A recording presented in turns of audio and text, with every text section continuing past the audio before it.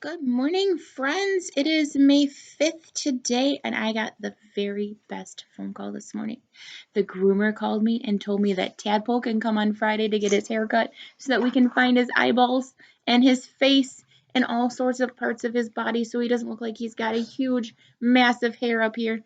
And I don't have to put ponytails in his hair anymore. So he is very excited, and I am very excited for his day to go and get cleaned up. So on Monday, he will have a brand new look and maybe even a bow tie if he's lucky and hasn't eaten it by then because, he likes to eat his stuff. So it is kind of a gray day today. I heard the weatherman say that it is supposed to rain, and that is just yucky. I would like to see the sun. I would like it to be warm. I would like to hang out outside in my outside office. I did finally finish my office, but I found that I liked this cozy chair in my living room a lot better to see you guys and hang out with you. So today's word of the day is horse. And it's not horse like the horse that you ride on, because see, it's spelled H-O-A-R. And horse that you ride on would not have that A in there. Hoarse means when your voice sounds rough and weak. So think about it if you've ever had a cold and your voice sounds kind of funny, or if you've screamed too much and then your voice sounds funny, or you're singing too loudly and your voice sounds funny, that is most likely your voice is very hoarse. Usually Michelle sounds a little hoarse in September when I'm not used to talking so much at you and being that loud every day. Doesn't really happen right now because I can be as loud as I want at my computer and none of you are here to hear it. And my neighbors can't hear me through the window, thankfully, because it is closed, because I don't know if they enjoy listening to me read you stories every day. So, 4 more chapters. We'll do 2 today and 2 tomorrow, and we will move on from this book. I think I've got a couple more Elephant and Piggies, and I have some new books on the way to us so that we can have some fun new books. I also brought that really fun red book that we enjoy about exploding eggs. Chapter 11. Finally! Psst! My eyes sprang open. What was that weird noise? I turned my head and almost crashed into my mom's face, and I jumped. My mom laughed. Sorry to startle you, sweetie. She lifted a hand to show me a fully packed backpack. I told your dad we had a cabin fever and needed to go for an early morning hike. I had to squint because it was so bright in my room. Wait a second! Bright sun! It's sunny! I exclaimed. Yep, Mom nodded. The news said that all the snow should melt this afternoon. That wild storm has finally passed and it's going to warm up today. I listened as I shoved my snow gear on. But this morning it's 31 degrees out, Mom continued. Do you remember what that means? I nodded. Water has a freezing point of 32 degrees. Since 31 degrees is below that, everything will be frozen. But once it's above 32 degrees, the water won't stay frozen and the ice and snow will melt. Mom smiled. You got it. It's supposed to be 55 by this afternoon, so it will seem downright hot. We paused briefly in the kitchen, where I grabbed a piece of buttered toast my mom had made for breakfast on the go. Sassafras filled his cheeks.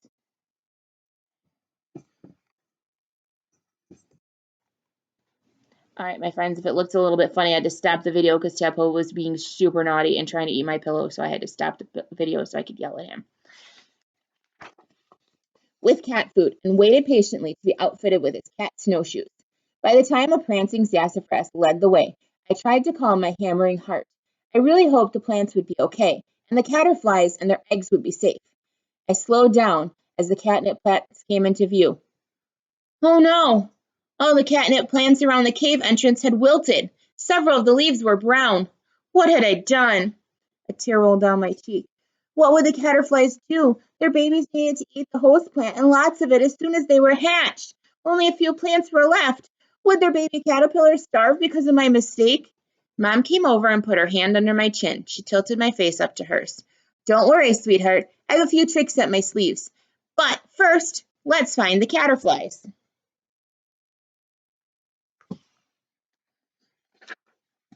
I wiped the snow off a nearby rock with my glove, and Sassafras sat down and I waited. He kept glancing at the catnip, but he knew he needed to save it for the caterflies. I was proud of him. It must have been hard, like sitting in a candy shop and not eating any of the candy. The three of us looked around, but there was no sign of the caterflies. I was terrified to walk closer to the cave. What if I accidentally stepped on one? Sassafras sniffed the air and let out a meow. I spotted some movement near the cave entrance. I tapped Mom's shoulder and pointed. What looked like a small mound of snow began to quake and shake, and then it exploded into a dozen caterflies.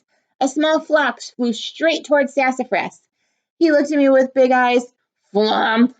10 caterflies instantly coated him. His whole body seemed to vibrate with caterfly purrs.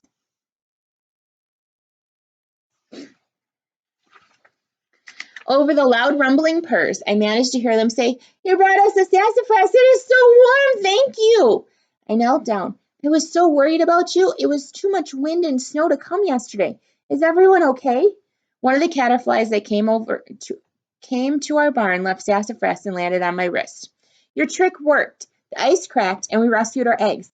But then the snow and wind started again. We didn't want to get them trapped a second time, so we set them on a rock by the front of the cave and all piled on to protect them.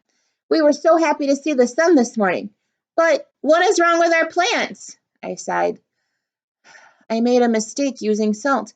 It melted the ice, but it hurt your—" You look really close. You can see all of the caterflies on sassafras.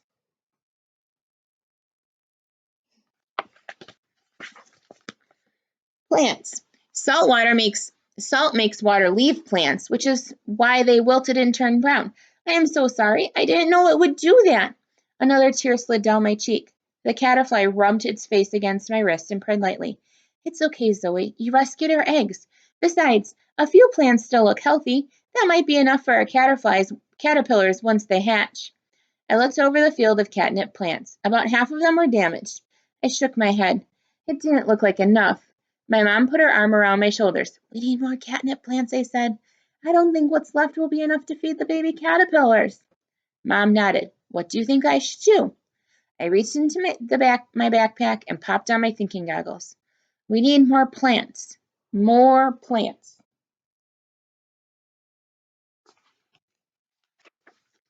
The first word that popped into my head was seeds, but there weren't any flowers yet, and seeds take an awfully long time to grow. The next word that was my friend Sophie. Sophie? Really? Thinking goggles? I mean, it would be fun to play with her later, but oh! The African violets! I practically shouted. Mom smiled. Before I got distracted by the snow, I'd been working on a surprise for my friends in our greenhouse. Mom showed me a trick where I could clip leaves from our African violet plant and plant the stems in soil. The stems of that plant can grow into roots, which is super weird and amazing. After the leaves grow into plants, I can give them to my friends at the end of the year. Can catnip stems grow roots too? Could we clip off leaves from a catnip and plant them in soil and make new plants in our greenhouse? That sounds like an excellent plan. And you're right. Herbs like catnip can do exactly what the African violets do. Grow new plants from part of the original plant. I raised a caterfly on my wrist up to my face. "How would you feel about moving to our greenhouse for a few weeks?" "A greenhouse? Does it have a sassafras?" the caterfly asked. "It does have a sassafras, and it's nice and warm." With one finger, I gently, there she is thinking about her African violets, patted the head of the caterfly. "Warm and a sassafras? Yes!" exclaimed the caterfly. "Then let's get to work," Mom said. She walked to a healthy catnip plant and waved me over. "Zoe, you'll need to clip off the ends here of the plants here," she said, pointing to the tip of a stem with about 5 new leaves unfurling, "and put them in a bag." Once I had collected the clippings, we headed back to the greenhouse, caterflies and all. Magic, Chapter 12. Mom set out several pots, a bag of potting soil, a watering can, and the bag full of my catnip plant clippings. I planted the stems just like I had done with the African violet leaves for my friends. As we worked, Mom explained that not all plants grow well from pieces, only certain kinds like aloe and herbs. I felt pretty lucky that catnip was one of those plants. When I was done, I stood back to admire my work. Will this be enough? Mom, won't the caterflies need to eat these? A caterfly landed on my wrist. Silly Zoe, we don't eat plants. Blah! Only caterpillars like the taste of them. We drink delicious nectar from flowers like butterflies. Ooh, nectar? Several caterflies purred. I looked around the greenhouse. But we don't have any flowering plants. How will you eat? Well, we usually drink nectar from the forest flowers, but we know a trick, the caterpillars giggled. If we want to try a different nectar, we sneak into garden stores. It doesn't hurt the flowers. There's plenty of food there. And it's warm inside, purred the caterpillar on my wrist. Then it popped into the air and flew to the greenhouse roof. We can come and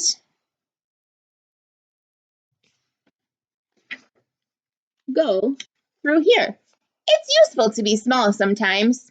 The caterpillar fluttered back to Sassafras, who was thrilled at the attention from the tiny creatures. Mom and I worked together to add the catnip stems to the different pots. When we finished, we stepped back and grinned. Sassafras had curled up on the workbench and was snoring lightly, and so were the dozen caterflies on his back. Mom tenderly placed the eggs at the bottom of the new catnip plant, and we tiptoed out of the greenhouse. There you can see they're all sleeping on Sassafras. I hope you all have a wonderful Tuesday. I will see you tomorrow for Wednesday, and I know 2 chapters of our book. Hope you all have a great day. Enjoy the not so sunny weather outside. Love and hugs to everybody.